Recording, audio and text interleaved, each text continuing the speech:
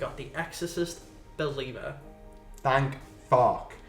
David Gordon Green, back again. He never misses. He's been making horror movies now for the past 5 years. Bloody hell. Not even just horror movies. Fucking studio horror movies. Studio horror movies. I don't know why he gave up. on making like indie. On like live. Well. You see, the thing is, he gave up on like making like his like indie dramas like George Washington, Pineapple Express. Yeah, he says Snow Angels, Undertow, and all that. But he still makes like stuff with Danny McBride. Yeah. Like he still directs episodes of The Righteous Gemstones. And Vice Principals and stuff. Like he still does all that. But like he just now as a movie director, he exclusively just does studio horror. Into the fucking studios. Yeah. Yeah, I mean, Exorcist Believer definitely feels like a movie made to renew a contract. Yeah, so this is the start of a trilogy. Yeah. And as well as being the beginning of this new trilogy, it's also a legacy sequel. Yeah. Ignoring every other Exorcist movie. Ignoring all of that, other than the first one. Yeah. Although that might not be true, because I'm 90% sure they had said, and I could be totally wrong, but they had said something about how they're figuring out ways where those movies still happened. I hate these fucking movies. But they're like not. But they're not gonna like address it. Okay, so then who gives a shit? So okay, I don't know. They ignore. So it's like Halloween 2018. It ignores all of the other sequels because it's only counting The Exorcist. And this is what? How many years later? 40 years later? 50 years later? 50 years later if you factor in the film. So 50 years later, and we are focusing on a new family. They are from Haiti, or is it they just visited Haiti? They just visit. They just visit Haiti. Is it wait? Is it Haiti or Haiti? I think it's whatever you want it to be. It's whatever, yeah. Haiti makes more sense to me. I always hear Haiti. Saying the word out loud. Haiti makes more sense. Haiti's what I've always heard. Yeah. Like when I'm just let's go with Haiti. We'll say Haiti. So they visit there. The wife dies during the earthquake. Yeah, during the earthquake. So the film already starts with a real disaster. Yeah. Which I know some people have had issues with it. I know it's been a point of contention. Yeah. I'm like split on it. Yeah. Because I'm kind of like, I mean, yeah, they are using a real event, but I don't think it's necessarily tasteless. No. Necessarily, because I think it's just a thing that happens. They don't try to imply it's like a demon who does it. No, it's sort of just a thing that happens. Yeah, like it's kind of, which, if it was, like they were like, it was Pazuzu, then maybe, that's the stupidest fucking name for a demon. Pazuzu. So, Leslie Odom's character in the film, fucking, his wife dies. Yeah. During the Haiti earthquake of 2010. As you do. And then, that's kind of the first, like, you see, before the film started, I think you literally said to me, what was it you said to me? I said to you, it's gonna be about trauma and grief. I bet the guy's wife dies. Yeah. And in the first 5-10 minutes of the movie, she fucking dies, and it was kind of just And then what is the film about? Grief and trauma. So I think the first immediate problem with the movie, I think, is it seems like with David Gordon Green and Danny McBride, it seems like what they've essentially done is just taken Halloween and have basically just repackaged Halloween into The Exorcist with no real thought of why that doesn't necessarily work. I will say, the one thing that surprised me, I thought it would be about the trauma and grief of the girl, but it's actually about the trauma and grief of the guy. Look at that. David Gordon Green knows how to subvert expectations. Misses. Yeah, he knows how to subvert expectations. Yeah, because it's about like him losing his wife and, I don't know, wanting an abortion or whatever. Yeah, that part gets a bit unclear. Yeah. But so the film, it cuts, so it's 13 years later. Yeah. Leslie Odom Jr. now has a daughter. Yeah. Because the wife dies. the wife dies in Haiti, but like what they say like to Leslie Odom's character before she dies is like, you need to make a choice. And he makes the choice. Make a choice, baby or wife. Yeah. And then we assume the baby. Yeah. Is what he chose. Yeah. So then and then from there it's kind of like, you know, she goes to school, he like drops her off and all that, and then, you know, she's wearing a scarf. Yeah. That like was like the mum, like the wife's like scarf. Yeah. Oh, and then, how adorable. Trauma. Trauma. Grief. It's so sad. Grief. And then People die. Yeah. And then Leslie Odom's daughter is like, hey, bestie. Yeah. Wanna go into the woods? That bestie is like the most fucking underdeveloped. Yeah, so this is the weird thing about the movie, is it has a very like, it feels like it's trying to channel the first Exorcist. In the sense of it's trying to be a slow burn. Yeah. But now holy shit. What? Just a fucking notification of. Holy fuck. Holy something shit. special happened today. On the 9th of October. Did anything special happen today, Tom? I sat down and recorded a podcast with you. Wow, that is always a treat. That's always a treat. It's a real treat. The Exorcist believer. It makes me a believer. Yeah. But yeah, so the first immediate problem is that it's trying to be like a, you know, like a slow burn, like the original freaking Exorcist. But the problem is it's like trying to speed things along at the same time. So it has this really weird pace in the first half where it's moving fast, but at the same time it's like not quite fast enough. It's also it's like boring as fuck. Yeah, like it like moves in circles for a while. Where like so like it's like these two girls go into the woods and they go missing, and you don't really know why they're in the woods, really. They kind of vague. They give you like vague ideas. Well, they're doing a fucking. They're trying to call to the mum spirit. Yeah. Why the fuck they need to be in the woods to do it? Well, that's the thing. They don't really explain that, and all that stuff with them trying to do that, I don't think it's explained till. Aaron, it's saved for the sequel. Yeah, like it's kind of weird. Like they just kind of go into the woods, but they don't really explain it. Yeah. It's like besides like a couple of like a throwaway line. Yeah. Like it's kind of like the first half's really unclear. Find a weird cave, which they decide. Oh yeah, no. You see, is it a cave? Because it seems very small. Is it? Yeah. It looks more like an abandoned building for some reason. Yeah. But it's got like walls. Yeah. Like because it kind of looks like a hallway. Yeah, and then they call the spirit, and nobody's there. Yeah. But I guess Pazuzu shows up instead. Yeah. So this is the first like red flag before like you get to like the legacy sequence. Yeah. So in the film, these two girls, after like, you know, trying to summon like dead people. Yeah. It's, you it know, would have been so that's sick when they get when they tried to like, if they, because you know like they had to fucking like, I'm assuming they learned how to do this somewhere. It'd be so sick if there was like YouTube video. WikiHow. Well, it's like they they go on YouTube video, and it's like the mum from The Exorcist, or it's just Lynn Shay from Insidious. Oh my god. No, it's Vincent D'Onofrio in Sinister when he like shows up for 5 minutes just to explain the movie. This is what The Exorcist believer was missing.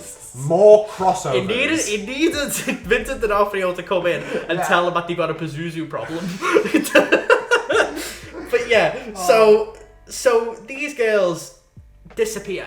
Basically for 3 days. Yeah. But they think they've only been gone for like a couple of hours. Yeah. Like they just lost track of time. Yeah. And then from there, weird shit starts to go down. Yeah. Which is weirdly similar to the weird shit that happened in the original Exorcist. And, ooh, don't you like our references? Hey, look at our references. So presumably, the demon, or at least... It's Pazuzu. It's credited. I'm gonna fucking fact check myself. Because this is because I think it is meant to be Pazuzu because, like, the way the demon talks in one particular scene, which I guess we'll get to later, is that like, but they sort of imply like I could do a fucking hour-long analysis on this film. To be honest. It's fucking bizarre. But yeah, like so Pazuzu, it was the demon in the first film. presumably is in this one, and it is Pazuzu. Yeah. Although they don't really make that clear. Yeah. No, I'm not. Like, no one ever really says it's Pazuzu. Except for the fact that the demon recognizes, what's her name? Elle Burstyn. Yeah. Recognizes Ellen Burstyn's Ellen like, Burstyn. So we've met, like she says, we've met before. Yeah. So we'll segue into the elephant in the room, which is, all these girls are possessed, and then because of that eventually leads to Ellen Burstyn's role. She's back as Reagan's mom. Yeah. And that's when the film becomes an Exorcist sequel. Yeah. And now, I would say, up to that point, I was like, the film is fine for me. I was kind of like... You're a nicer man than myself. Yeah. Like, keep in mind, I'm not going to say it was good. Okay, this time it's the demon Lamashtu. It's not Pazuzu. Do they ever say that? I don't think so. In the movie? It's Lamashtu. And Lamashtu recognizes Ellen Burstyn because it wanted to fuck with her. Because it too has seen The Exorcist 1. Fucking hell. Okay, so... It read her book. It went on Wikipedia. It read the plot. I was like, alright, Sam. I'm in now. But yeah, so the film, when it's just a bog standard like possession film, Yeah. it's Bad. Yeah, like it's not good, but like I was kind of like, it's not awful. Yeah. It's just a bit dull. Yeah. It's whatever. But then the film becomes a legacy sequel for The Exorcist. Love that. So once Ellen Burstyn's character appears, Yeah. Reagan's mom, Yeah. once she appears, Yeah. that's when the film completely fucking falls apart. Yeah. Like, in a way that I don't think I've seen a film do before. Yeah. Genuinely. Like, I mean, I've seen bad films, but I've never seen a film where you can see the precise moment where it goes, like, wrong. It's... Like... I mean, I think you can essentially trace it to a single line. That fucking line where she's like, they didn't let me see the exorcism because of the patriarchy. Yeah, so that line, basically, Ella Burstyn's like, like the priests in the first film, like Father Karras and the other one. Father Merrin. Father Merrin, yeah. I'm an Exorcist head. Yeah.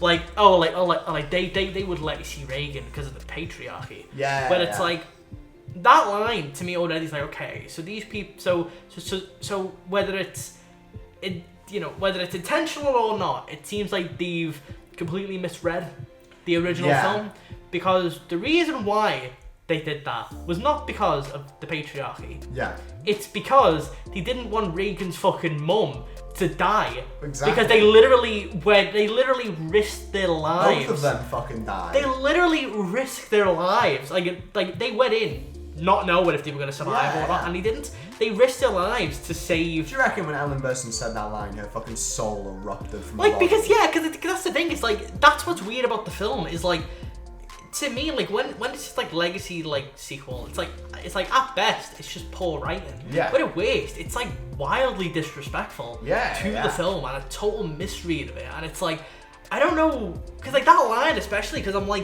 I don't know how anyone could watch the film and have that interpretation of, they would let her in because of the patriarchy. Because sexism. Yeah, and not that, like, these people literally don't want her, like, because it's one of them. Sure, they went through, like, seeing a fucking daughter possessed. They were like, maybe we don't want to have her in the room when, like, we're trying to exercise it out. Like, she's already fucking traumatized. Yeah, like, exactly. Yeah, it's like they were doing it out of, like, kindness. Not, like, because they're, like, sexist. And it's even funnier then that, spoilers, Ellen Burstyn doesn't make it to the exorcism in this one. Yeah, so this is the thing about it. So Ellen Burstyn in the film is only in it for about 10 minutes. Yeah. And she really adds like nothing to the film. No. It's very different to like Laurie Strode in the Halloween movies. Yeah. Those films pretty much all revolve around her. Yeah. Like first film, it's about her when she's been fucking like traumatized. Yeah. Halloween Kills is her like proven right. Yeah. And then Halloween Ends is her like trying to move on, but still having to deal with like the specter of Michael. It's pretty simple. Yeah. It's like you know what? It's a pretty effective arc for what it's worth. Yeah. A bit on the nose, you know, with the constant talk of like trauma and grief. It's very heavy-handed, but like it's fine for what it is. It gets the job done. It's at least a very clear beginning, middle, end story arc. Exactly. Whereas this is like she shows so Savannah Burton shows up as this expert on exorcisms, but she's not an exorcist. No, she's also never seen an exorcism. She's never seen an exorcism, and then she goes to the house of one of the girls who's possessed. Goes in and then gets her eyes gouged out. And then that's it. And then she's just in hospital for the rest of the movie, and it's like I genuinely can't understand why this stuff got off the cutting room floor. Yeah, exactly. Because so it's interesting because the film began production, I think, in late 2022. Yeah. But they had filmed her stuff like months prior. Yeah. I think like that was the very first stuff that they filmed because she's very old. Yeah. And there were still COVID restrictions. Yeah. And I actually kind of think that's kind of like it makes a lot of sense. Yeah. When you watch those scenes because they feel very disconnected from the rest of the movie. Oh, absolutely. Like especially it is like it stops the plot so that we can do legacy sequel stuff. Exactly, which if the film like it's one of them, I honestly feel like if the film was just a possession movie with the Exorcist like name on it, I genuinely don't think it would have had the reaction it got. Because I think most people would just go, whatever. It's even funnier that in like the exorcism itself, it just randomly cuts back to her lying just lying in a hospital with her eye, like she can't see any. It's just like nothing. It's like why? She's not doing anything. She's literally just in a room. It's can't sense it. It's embarrassing. Yeah, it genuinely is like shocking that it even gets to be like because you know like it's got very poor reviews the movie. Yeah. And it probably would have gotten them no matter what. But I genuinely think if this Exorcist like sequel stuff was taken out, it would have probably got a slightly warmer reception. Yeah. So it still would have been negatively reviewed, but I think most people would have just been like, yeah, just a boring exorcism movie. Yeah. Like it probably would have had like you know, but the sheer anger from it because you know what like I've seen a lot of people saying it's the worst Exorcist sequel, and I kind of see it because it's offensive, but when it's not offensive like to the original source material, it is a bit boring.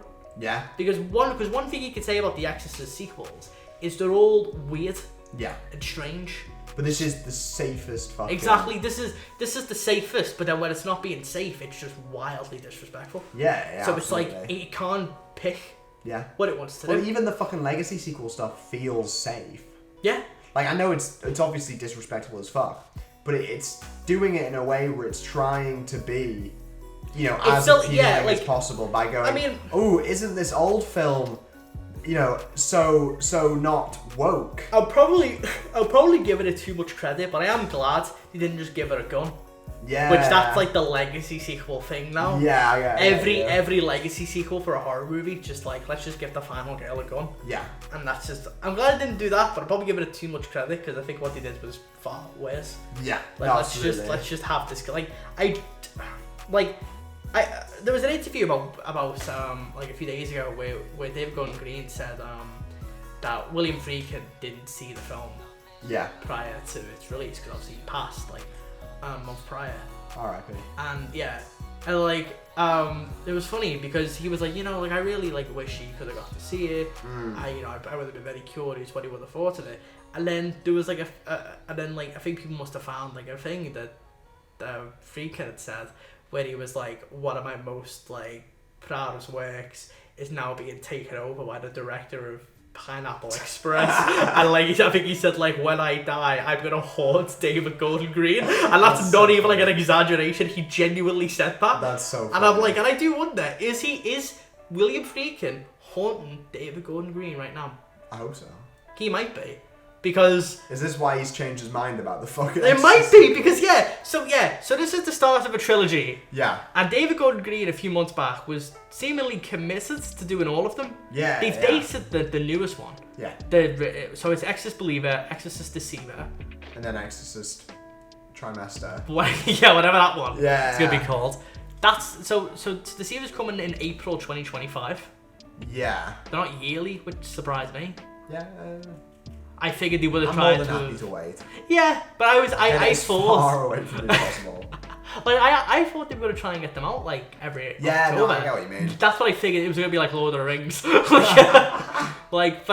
Yeah, like it was one of those where it was like it's interesting watching it because he was committed to doing this like trilogy.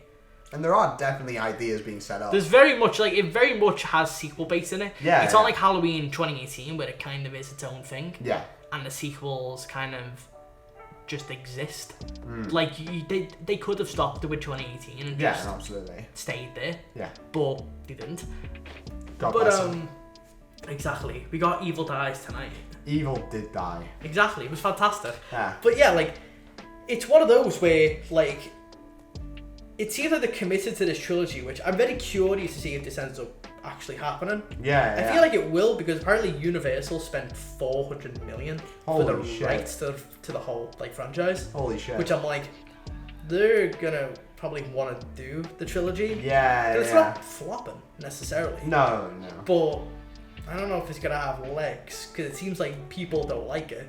No, the reviews for the film are very, very negative. Even see the general audiences aren't keen. No, yeah, like most. I think the cinema score was a C. Yeah, that's weak. Pretty bad. That's and, bad. And I think even the Rotten Tomatoes score for for the audience. Well, I think pretty the large low. part of that is boring. Yeah, it's just boring. It's not that scary. There's some cool visuals. I will give it that occasionally, but I do think it suffers from just it's not very scary. No, it's just boring as fuck. Honestly, it doesn't help either the trailer. The trailer shows it beat for beat. The trailer shows a lot of the movie. Yeah. Way too much of the movie. The final fucking conflict in the movie is in the trailer. There is one shot in the trailer though that I thought was interesting because it's not in the movie. There's a shot of Ellen Burstyn and Leslie Odom like Jr. Where like they're like standing outside. Is that not in the? I don't think it is. I don't remember it. Huh. In the movie.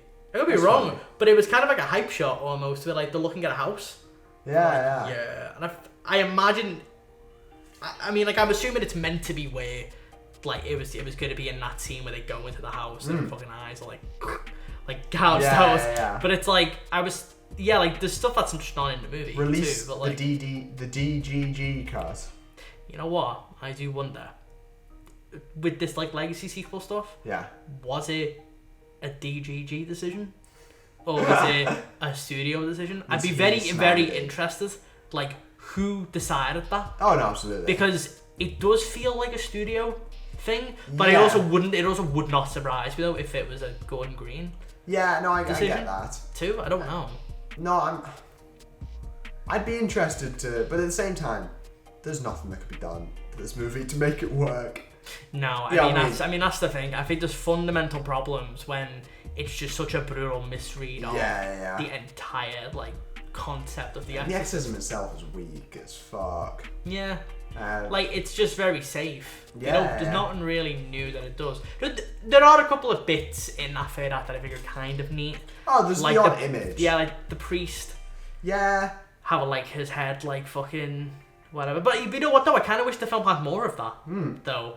Well, that's the thing is there's some more fun imagery, but it doesn't keep that up at all. And it'd be nice if it indulged that side of it a little bit more. There's a shot where like one of the girls like sees a baby, and like she's in like a hospital room and she sees a baby like through like the window and she like smacks the window. And it's a cool shot, and I was like, it sounds stupid, but like wouldn't it have been crazy if she tried to kill the baby or something? Yeah. Or something crazy like that. Yeah. I don't know why the film doesn't go like a bit further. Yeah. And like, cause you know what? I think honestly, the secret to making a good Exorcist sequel is with Exorcist 3. Yeah. Look at that movie. Yeah. That to me is the ideal Exorcist sequel. Yeah. Because it carries on a lot of the same like spirit of the film. Like it's one of them. Nice. That it genuinely. Yeah. Spirit. Very clever. Thank you. Pun not intended. But like, it feels like a very natural sequel. Yeah. To which, even though it wasn't intended to be, it feels very natural. Like, I mean, like William Friedkin was planning on directing it, and you can totally see it. Like, because I think there is a lot of that Friedkin style in Exorcist 3. Like, and it's a very interesting film in that way, and it's like, I just think it's a shame that like we get this film that is either very dull or wildly disrespectful and just seems to like, it's like, I don't know, it almost feels like he just doesn't care and like he doesn't want to be making these. Yeah. Because it's like, I genuinely don't understand why you would do a lot of the decisions that you do. Yeah. Unless you literally just don't really care about the material. That's what's strange about it. Yeah. It feels like a very passionless film, whereas I feel like in Halloween, say what you will about them, I never felt that. Yeah. I felt like a lot of passion with those, especially because those films those films are very distinct. Halloween 2018 is like the safe sequel to Halloween. Halloween Kills, to me, feels more like it's embracing the silliness of the franchise, like the 5, 6, like that era. And then Halloween Ends is a bit like Rob Zombie. It's a bit riskier. It's a bit stranger. It's not as or even Halloween 6, where it's like it's trying to like embrace the weird side of Michael Myers. Each one feels distinct in that way, where they've taken pieces from that, or even some of the little details, like how like Halloween Ends opens up with the with the Halloween 3 style like opening credits and stuff. There's a lot of little things in those movies where I'm like, it does feel like it's being written and directed by people who genuinely love Halloween. Yeah, this doesn't. Whereas this feels like whatever little like things there are, they feel like cheap. They don't feel like there's much passion behind them. They just kind of feel like, oh, let's just throw that there. Yeah, no, absolutely. Like the same font when like you're in like a different like location. You know what I mean? Like that kind of like it doesn't feel like there's much passion going on here, which is a bit like.